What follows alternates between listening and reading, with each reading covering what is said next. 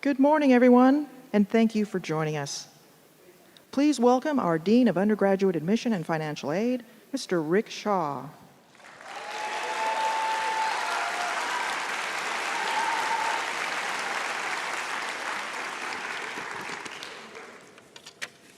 Well, good, happy Saturday, and welcome back.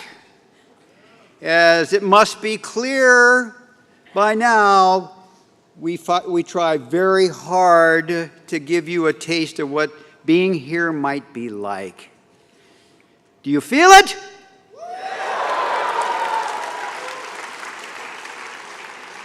This is true for the class of 2029 and your families. So we end our Admit weekend with one of my very favorite events. We work hard to find an extraordinary alum to share their perspective of the Stanford experience. And today, I am most honored to welcome Dr. Teresa Nguyen, a true Stanford superstar whose career sits at the intersection of medicine, artificial intelligence, and robotics. A triple cardinal, BS in chemistry in 2014, MD in 2020, and a Stanford anesthesiology residency. Dr. Nguyen now serves as assistant professor of medicine and founder-director of Proof AI, the initiative assessing AI innovations and applying it to safer, more effective perioperative care. Teresa is also a pioneer in social robotics at the Stanford Institute of Human-Centered Artificial Intelligence, and she leads a team building AI-powered robots to enhance pediatric outcomes that ease the anxiety for our youngest patients at Stanford's Children's Hospital. When she isn't reimagining the future of medicine, you'll find her in Chemistry Unleashed, the splashy undergrad course where she translates molecular magic into real-world wonder. Driven by boundless curiosity, innovation, and a deep care for patients and her students, Dr. Nguyen embodies what happens when bold ideas meet the Stanford spirit. Please give a very warm welcome to physician, scientist, and educator, and visionary leader, Dr. Teresa Nguyen.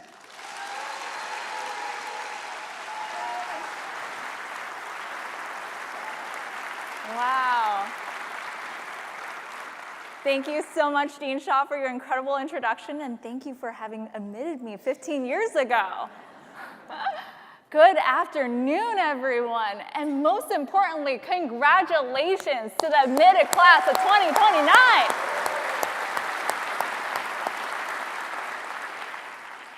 You have all worked so hard to get here, and I hope this weekend you felt from us how proud we are of you and how happy that you are here with us today. Today, I'm so honored to get to share some of my stories of my journey here at Stanford with you and to welcome you to a family that will support you, inspire you, and uplift you beyond your imagination. Stanford is a place that will empower you to become the very best version of yourself. How would I even know? Because the very best version of you is one that you can't even imagine yet. And I know, because in making the choice to come to Stanford, that's what happened to me. 15 years ago, I remember sitting in your seats a little bit more stably and feeling really excited, but also anxious because I was sure that I was the mistake admit here. I thought, there was no way that I belonged here.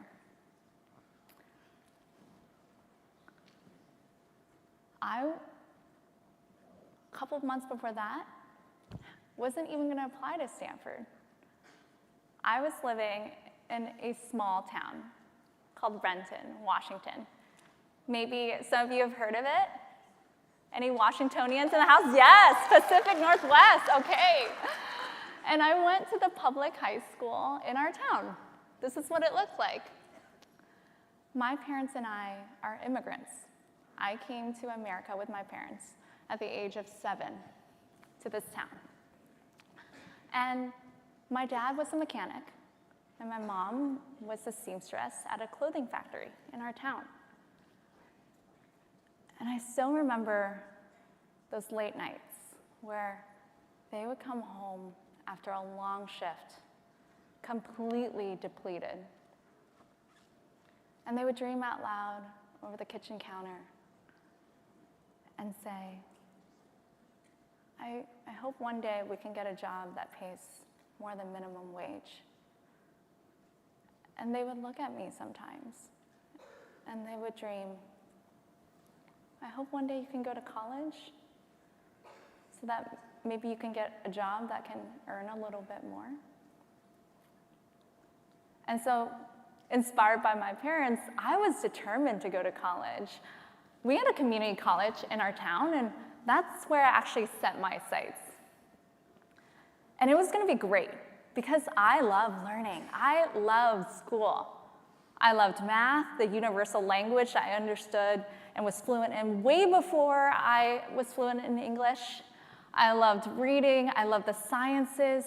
I mean, what a privilege it is to get to learn in the United States.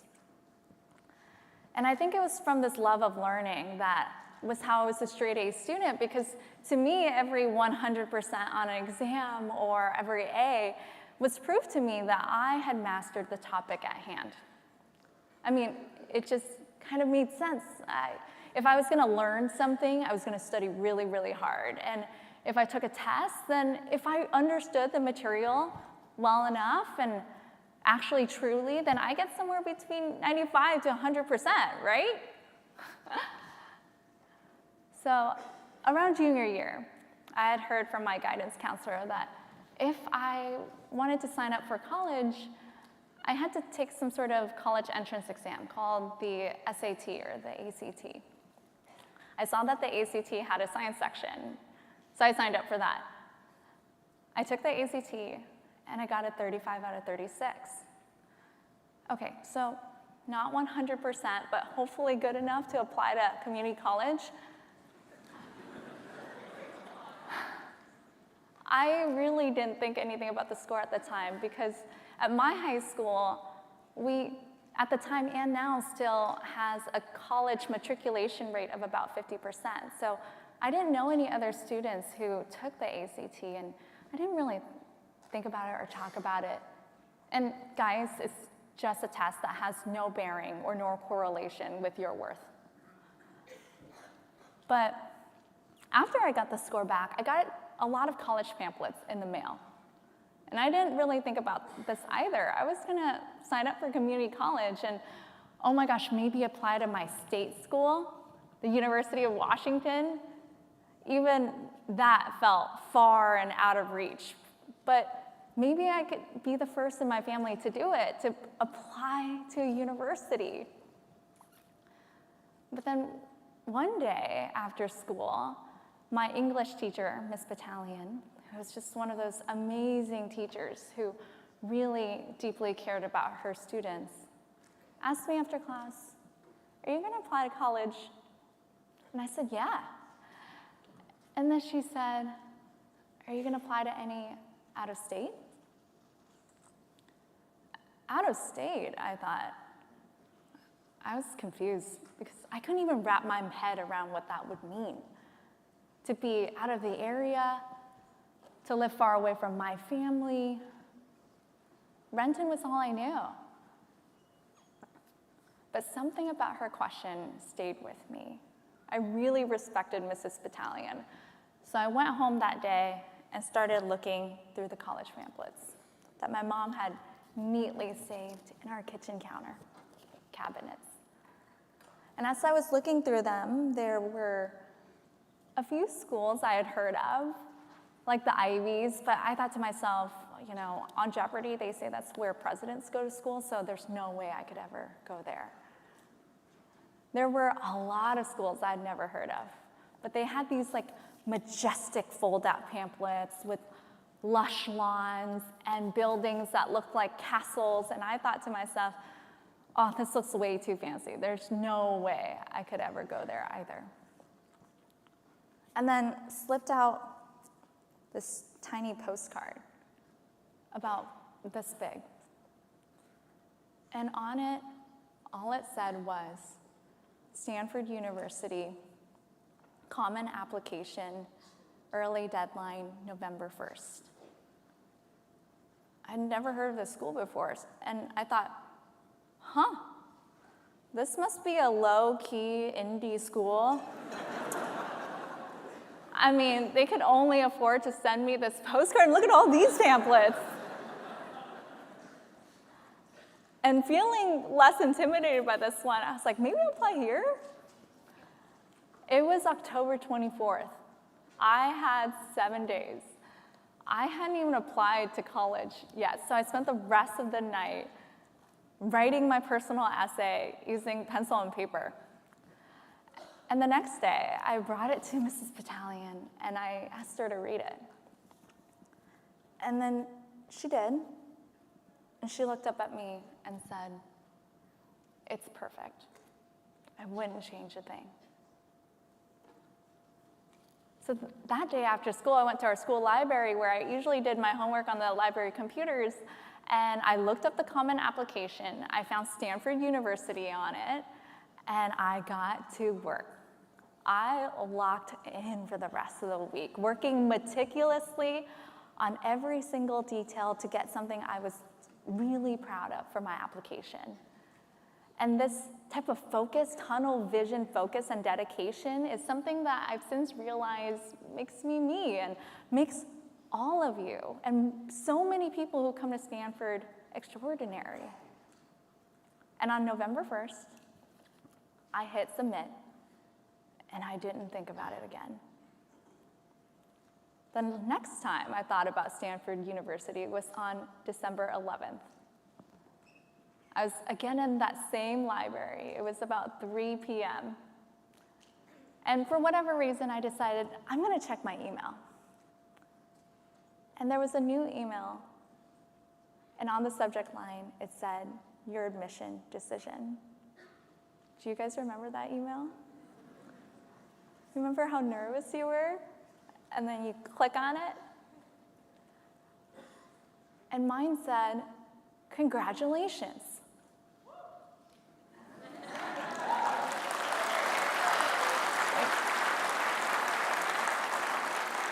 But that clap is for you because that's the same line you all got. And I was excited. Were you guys stoked? Yeah. I had just gotten into college, my first college. And then my next thought was, oh my God, I don't know where this is. And I kid you not, for the very first time, I went to Google and I typed in Stanford University. And it said it was in Palo Alto, California, and I thought, awesome, California is sunny. I love it. I know this weekend didn't feel like it, but 95% of the time it is. And right underneath the location was written, one of the top universities in the nation, right next to all those Ivies that I thought I could never go to. And I thought, oh my God. There was no way. My heart dropped. And then I spent the next hour cross-checking on every website on the internet. Maybe there's multiple Stanford University. There's this Leland Stanford Junior University. Maybe I applied to a junior college called Stanford and gotten in.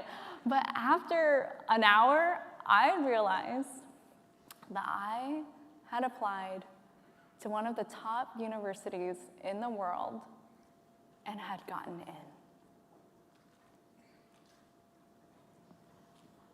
I remember sitting where you are, feeling so unsure of myself,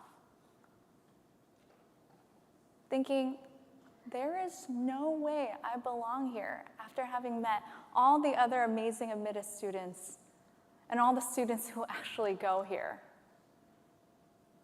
But today, as a professor at this incredible university, I look back and I realize I absolutely belonged. And I look at every single one of you and I know that you belong here too. And I know that because even though all of our stories and paths are different, there is one quality that unites all of us, an ethos that is unique in a Stanford student. And that is power. Because I love conceptualizing the world through math and formulas, I think of this in the form of Power's equation. Power equals energy over time, right? Power is what you have already shown. It's the unparalleled, rare energy that you have to take all your talents, your passions, your opportunities, and your obstacles and turn it into something excellent, something only you could have achieved in a condensed or limited amount of time. Some of you did it in a lab with a mentor. Some of you did it on a team with coaches. Some of you did it while working after-school jobs to support your family, getting amazing grades and exam scores on unreliable Wi-Fi. Some of you did it while building businesses, translating for your parents, or navigating loss. But though all of our stories that got us here are different, there's one thing that is the same. Your unit of power is extraordinary. You are powerful. And so if you've been walking around campus this weekend, like I was, wondering, do I belong here? My answer to you is yes, because you have already proven that you have the power that belongs here at Stanford. And this power at Stanford will be harnessed in ways beyond your imagination. Thanks to the family that you will get here at Stanford, the values that you will be surrounded here at Stanford, and the mindset that you will develop here at Stanford that is unique and only here. 15 years ago, I remember being so excited for my first class at Stanford, actually. I was sitting in this chair, this brown lecture hall chair with my 14-pound PC in front of me, vintage, and a lot of notes that I was ready to take. I had signed up for chemistry, 2 math classes, and a humanities class, a structure super similar to the one I had in high school. And I did all the things that felt familiar to me in high school. I took copious notes, I went to every lecture, and after a lecture, I did all the required reading. I studied super, super hard, harder than I'd ever studied before. And so when it came to take my very first Stanford exam, which was in chemistry, I was kind of excited. This was not just a test to me. This was now a test of whether or not I belonged here. And so that following Friday after the test, where the TAs handed our exams back, I remember getting my exam and holding it in between 2 of my classmates who later became my best friends here at Stanford. And I looked down to see a 47. out of 100. And I was nauseous, guys. I had to look down again because it's probably 47 out of 50. And nope, 47 out of 100. I had failed my first Stanford exam. I had failed my first exam ever. I've never even come close to failing an exam. F is for failure, right? And I remember looking up and looking at my friends who were smiling down at their exam. And I just neatly closed it so they couldn't see my score. And I said, I'm going to bike back to my dorm. And the rest of the weekend, I was devastated. I was just so heart-achingly sad. I thought about dropping the classes. I was like, oh my gosh, I'm not cut out for this.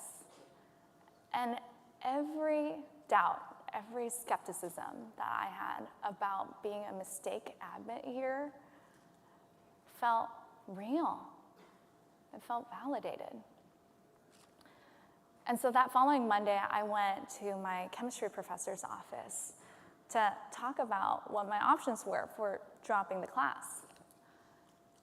And instead of answering that question, she said, why don't you come to my office hours this week? And I know office hours can get a little crowded and it might be hard to ask questions, so if that doesn't work for you, how about we make time one-on-one and you and I can go over these concepts together. And I did. And I went to every single one of her office hours that quarter and every TA's office hours that quarter. And as I started to learn this material with them, and through their mastery of the material, they relayed their understanding to me. They taught me to intuitively understand chemistry from first principles. And once those foundations clicked, no matter how the question was framed, I felt that I could reason through based on my understanding to get to the answer. And I realized that chemistry wasn't about bulk memorization, a skill which I crushed at and relied on in high school. It was about understanding the why, to get to the how, and to arrive at the what. And I loved it. And I started taking advancing organic chemistry classes, or any chemistry classes. It was like a drug because I felt like every new concept now was a chance to get fundamental understanding of the world. I became a chemistry major, and then that wasn't enough. I wanted to do research in chemistry. So I remember going to my organic professor's office at the time, Dr. Brennan, and asking her what lab I should consider asking to join. And she recommended Professor Barry Trost, who she did her PhD with back in the day. Her reasoning was, even though he's a renowned world chemist, he cares about his people. And so I emailed Professor Trost, and he said, even though he doesn't take undergrads usually, and he expressed some hesitancy that I'd never done research before, I emailed him back saying, I promise to work really, really, really, really, really hard to learn. And he let up and said, okay. And he paired me with his smartest PhD graduate student, Max. And Max taught me so much. I owe Max so much. And the lab became like a family to me. We would eat lunch regularly together. We would run our reactions and then go on coffee and tea breaks and then talk about the gossip from the department together. Over the summer, we actually took up swimming laps at the Fariaga pool. You'll know where that is when you come here. And I actually didn't even know how to swim at the time. One of them taught me. I loved my lab so much, I would do my homework in the lab, which is, pro tip, really helpful, by the way, because if you ever get stumped on a question, I could just walk a couple benches down, see who was free, and then ask, can you help me with my homework? I loved labs so much that I sometimes slept on the couch in the lab at night. Sometimes it was because it was way too cold to bike home from lab at 2 a.m. in the night, but the reason why I was there anyways was because I was running a reaction and I really wanted to be there when the reaction finished. And my favorite feeling still in the world is the feeling of getting my compound out at the middle of the night, running it through the machine, and seeing the results print out, and realizing that my experiment worked. And science doesn't work very often, but when it does, it is beautiful. Because in that moment in time, in that silent, still lab with no one around, I realize in this moment in history, I may be the only person who knows this fact about our world exists. And it was in this environment that my knowledge for chemistry deepened, my passion for it grew, and my research bloomed. But it doesn't mean that I could get a job. Senior year, that January of senior year, 6 months out from graduating, I actually still had no real plans for what I was going to do after college. And then suddenly I realized, oh yeah, mom and dad's advice. I remember, I hope you can go to college one day so you can maybe get a job. I needed to get a job. And so I started looking around for researcher positions in chemistry. And at the time, the dream, absolute reach position for me was to be a medicinal chemist, a scientist who creates drugs at a company called Genentech, a biotech in the area where a lot of the PhD students really wanted to go after their PhD. They invited me for a meeting, and I didn't know this at the time. I found out this many years later, but this was actually a preliminary screening meeting to even getting an interview. Because when my resume was brought to the head of the division at the time, the VP of the department, she had said, there's no way we're gonna ever hire someone with just a bachelor's degree for this role. But apparently, Professor Trost called and he said, you would be an idiot not to interview Teresa, or at least meet her. And so they were intrigued by the fact that this world-renowned chemist called them to say this, and so they invited me in for a meeting. And I had no idea what to expect. So I brought my laptop with my slides of all my research. I brought a big, huge binder with all my reactions that I had documented to prove that I knew everything front and back. And they brought me to this back tiny seminar room. And there were 5 scientists just sitting there in the room. And they started quizzing me, asking me about chemistry reactions, advancing in difficulty one after the other. And little did they know that I had already taken the most advanced organic chemistry course taught at the graduate level at Stanford. And I didn't get an A. I got an A+. And I remember looking at them and thinking, bring it on. And the meeting must have gone really well because shortly after I arrived home that day, I got an email saying, we'd love to invite you for a full day interview, during which I met the VP of that division, and who told me many years later that after she met me, she quickly walked to the hiring manager's office and said, I love it when I'm wrong. And so I did become the youngest medicinal chemist in that department with just a bachelor's degree, where I invented a series of therapeutic drugs. And today, as a professor here, I teach in the same chemistry department Chemistry Unleashed, Chem 93, with the same professor, Dr. Brennan, who had inspired me and given me that advice 10 years ago.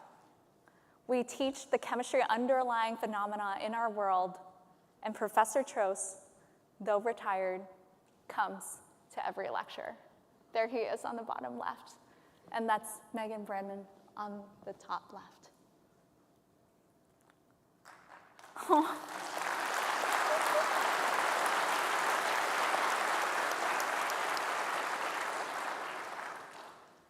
But that's the thing about Stanford. It is a family that will never let you fail. It is a family that will rally around you and lift you up.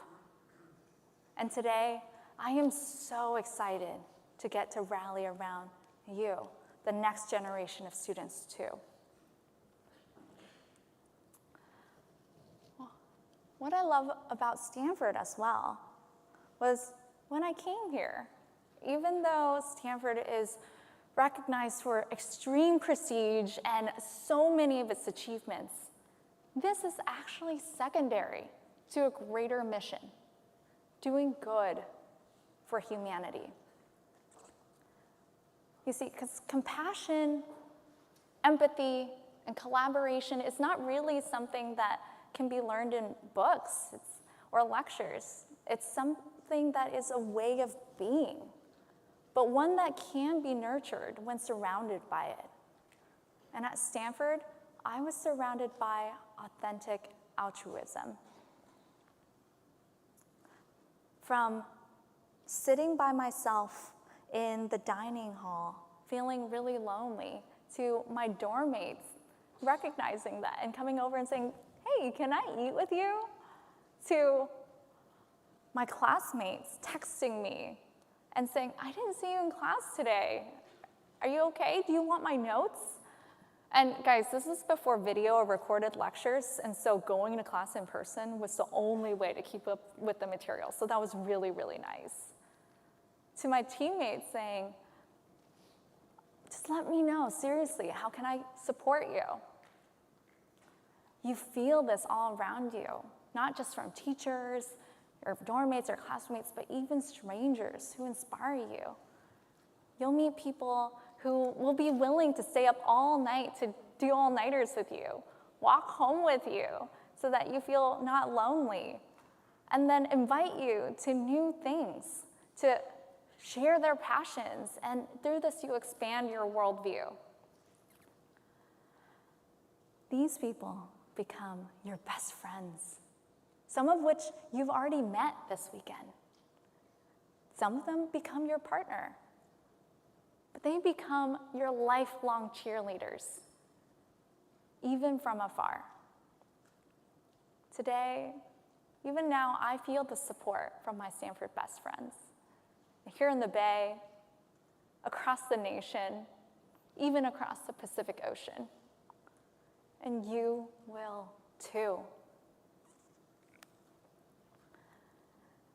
At Stanford, we see how powerful you are. And we will then ask you, what and how will you do good with that power? And it is through this question, this voice, that led me to become a medical doctor. Because while I was at Genentech creating medicines for a drug, for example, for a certain disease, I kept thinking to myself about the people on the other side of these medicines.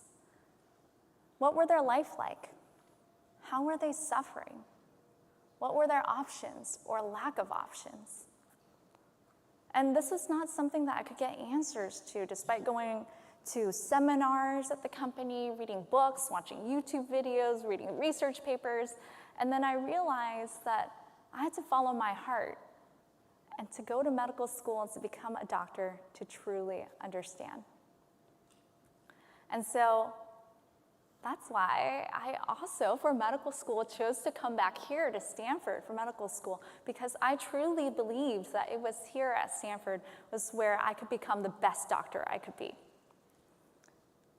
And I became an anesthesiologist, which was perfect for me because exactly of my love for chemistry and drug discovery, because now I get to apply these concepts and carry someone through the most vulnerable moment perhaps in their week, their month, their year, or even their life. And this work, it feeds my soul. And there is not a day that I question whether I had lived the day with purpose. Okay, how's everyone doing? I know you did not come here to get hit with existential questions on life's purpose. And I know some of you are just even stressed out about, oh my gosh, do I need to pick my major? Do I not know what it is even? And it is okay, I promise you, you will figure it out, just like I did. For example, before I came to medical school, I thought to myself, anesthesia is just putting someone to sleep, right? That's easy. I fall asleep every day. But once practicing anesthesiology, I realized it was actually an art form of bringing somebody onto the thin line between life and death and keeping them there in the unconscious, but alive while their bodies are being changed. And then bringing them back, now changed for the better. And that job, oh my gosh, it is terrifying, actually. Really, really scary. People's lives are now in my hands. And so I realized if I was going to do something this scary, this difficult, that I needed to know that I could be prepared to be present. That in the face of emergencies, I could be there for my patients and be the best doctor I could be. And that is why I thought about what is the scariest thing that I could imagine possibly doing and mastering, and just not practice on a person. And that's why I decided to learn how to fly helicopters. For example, in helicopter flying, there's this maneuver you do and practice a lot called an auto rotation. During mid-flight, you turn the engine off to simulate an engine failure. And through this maneuver, you guide the helicopter to glide safely to the ground in a controlled crash, so you can walk out of the helicopter alive. The first time I ever experienced this maneuver, the loud rumbling of the helicopter engine, which I usually hate, turns quiet. And then I felt this initial lurch of descent. And I thought I was going to die, but I didn't. And today, now when I do this maneuver, the most recent being just a week ago, I do it with clarity and with focus. Are my palms sweaty at the end, at the bottom? Yeah, they are.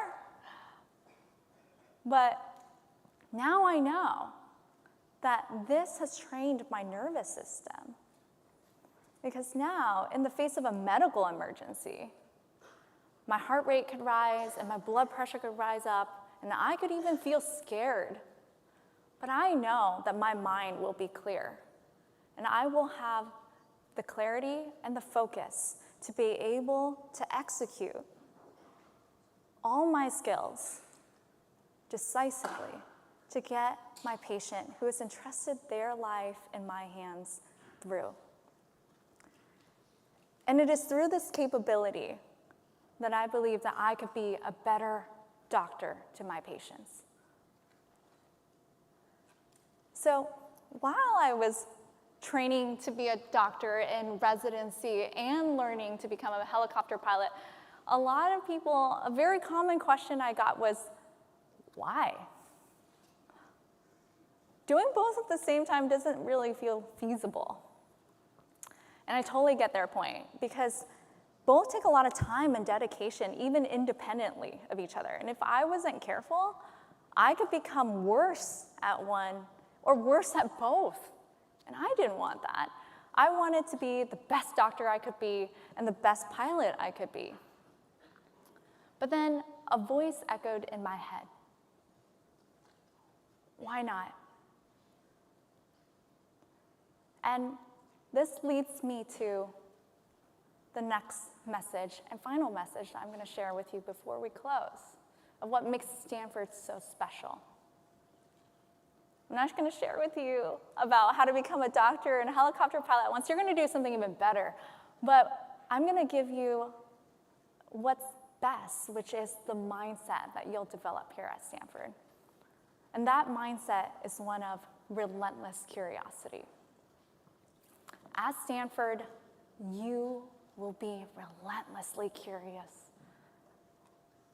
and thrive through it. Actually, now thinking about it, I think I had this mentality all along, and you guys have relentless curiosity, but Stanford helped make it my dominant way of thinking. For example, from going into your professor's office, whose door is always open, and they happen to be a Nobel laureate. We have a lot of those here, by the way. And they will ponder excitedly with you on your crazy idea. True story, this actually happened. I trapped a Nobel laureate with my crazy ideas for 3 hours before. To your dorm mates, who you'll be sitting on the ground with, prototyping with, creating the next app, product, robot.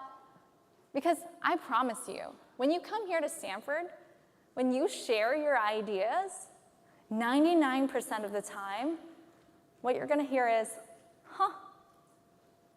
that is interesting. Let's go look to see if it works. And I think this is the secret ingredient as to why so much innovation and creativity comes out of Stanford. And today, I'm still relentlessly curious. And that is why I lead a research initiative to create AI robots for sick children in the hospital. As faculty at the Stanford Institute for Human-Centered Artificial Intelligence. And I know what you're thinking. What? Why? And I'm going to tell you a brief story of why. A couple of years ago, I was supporting a group of robotics students here at Stanford in developing a robotics platform for education, actually. And we were figuring out how to make it accessible and also affordable. Why was I doing this? Because robots are awesome. And at the same time, as a doctor, I love bringing new tech and cool things to bring kids joy in the hospital, because they deserve it. They deserve to feel joy and awe, just like the rest of us. And so because I was working on these two things at once, one day I thought, you know what? I would love to bring these robots to show kids in the hospital. I think they'll like it. And then this happened. 7-year-old Josh Summit misses walking his dogs during his time at the hospital, so Stanford Children's Health introduced him to the next best thing. I kind of felt like I'm a little bit nervous to meet the dogs, but after I met them, they were very, very friendly. A lot of robotics technologies get developed in a lab and never has any real impact on the world, but we can see immediately the impact of cheering these kids up. Josh's mom has also seen a difference. It's really sparked his curiosity. He can still be 7 and be excited and play. And we realized there was something special there. So what started out as a fun side hobby became a relentless curiosity that then bloomed into an entire research initiative and lab. We started asking ourselves, can we build robots for social good intentionally? Can we build robots that can bond with, uplift, and motivate children, especially sick children who need it the most? So we took the fundamentals of that robot that you guys just saw, which was an education scrappy robot, and in less than a year, built this next version instead. Come on out.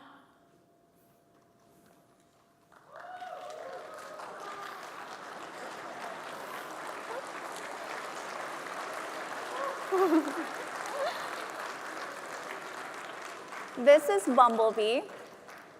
I named it this because it's black and yellow, very creative. But Bumblebee, come on over here, this way, so everyone can see you. But Bumblebee, I actually built Bumblebee with my own hands, and so it's very special to me.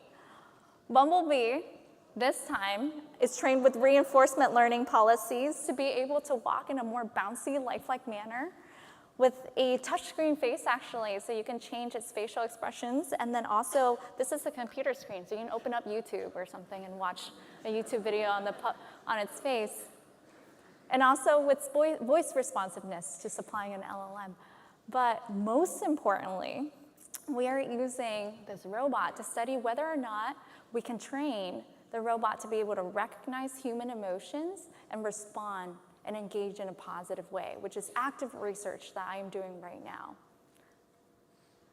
Now, a lot of people will say, wait, can a robot ever bond with people and read emotions?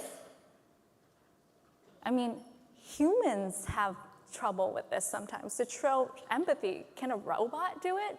That doesn't seem possible. And I just have this feeling that yes, it will be possible, and it will be sooner than we think. And so I'm doing everything I can to find out.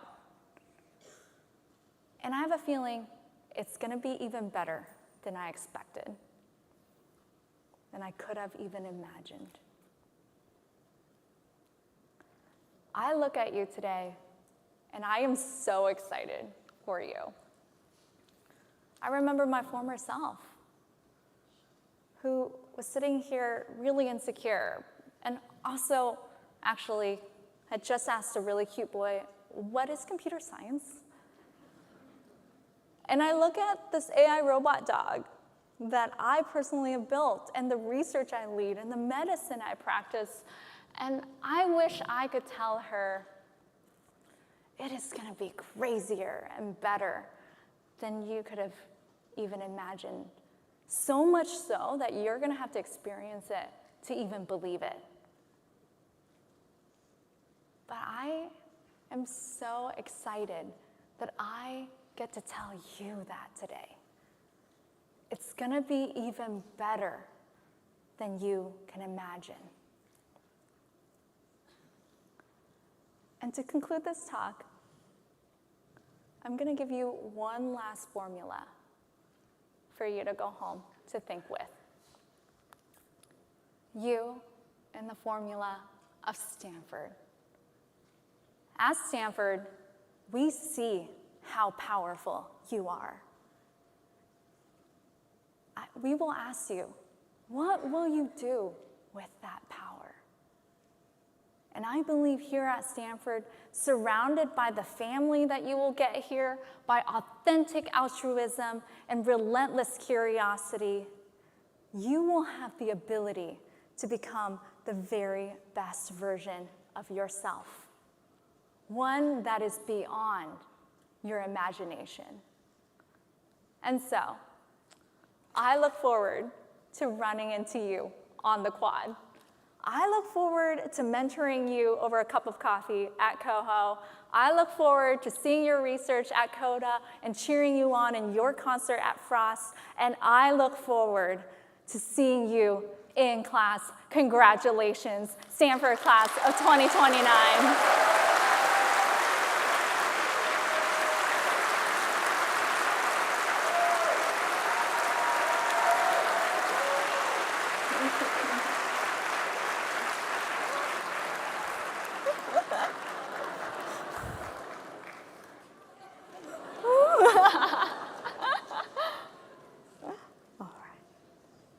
I'm going to do everything in my power to kidnap that little guy or gal or whoever you want it to be. Well, Thank you ever so much, Dr. Nguyen. This has just been fantastic, and I guess you guys can get some sort of sense that maybe it is you, in whatever way that you proceed in your life, that you can make a difference, that you can take this to the highest level, that you can befriend all the people that you meet, that you can take advantage of their wisdom, but also share yours. This is an amazing place to do that. And we're really excited that you stayed and through these several days, and that we very hopefully will see you in the fall. And for anyone on the fence, I want you here.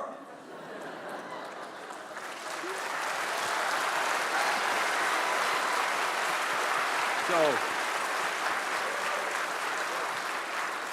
we always finish with a bang. This was pretty substantial, this bang, but outdoors, all exits are about to open, and outdoors, we're going to do it one more time. And for every one of you who now is making that incredibly positive decision to spend your next 4 years at Stanford, we have the gong right outside, and we have the Leland Stanford University Band waiting for you to go. So everybody, all doors and all out the back. And again, thank you, Dr. Nguyen.